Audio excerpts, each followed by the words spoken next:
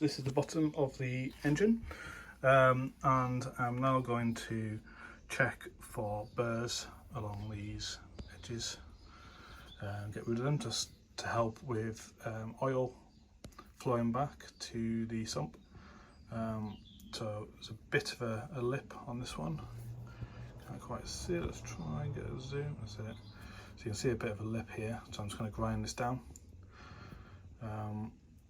All the rest look pretty good.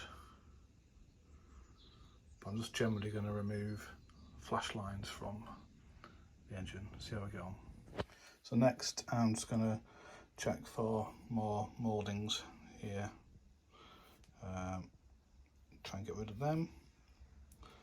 There's a few over here, just to really tighten it up, and it reduces any stress on the engine and them positions.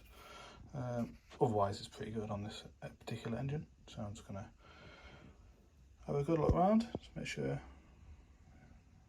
it's all okay, and it'll be ready for painting. So next I'm using a little wire brush, just so I can get rid of some of the just fine little bumps you can just see there. Again, nothing really functional about that, it's just more cosmetic. So I've finished that bit off. That feels a lot smoother now, so that should paint up quite nicely when the rest of it's done. So I've cleared up this bit. You can just see where I've ground it down.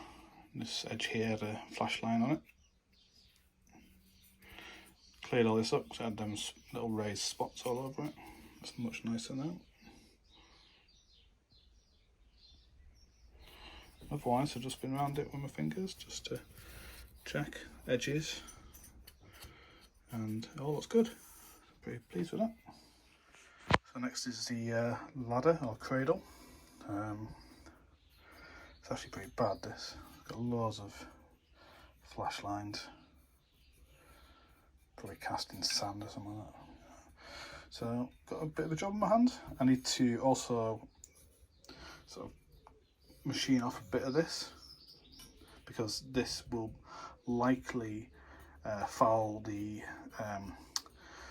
bolts on the conrods. So I need to take about 2 mil off that, but I'll leave them until I get the crank back and I can assemble it and check for clearances then, make sure it's all right. So let's see how we get on.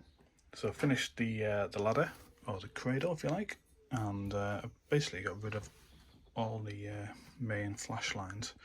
You can see quite a few of them here. I'll just remove that. It's nice and smooth now, as is that one there.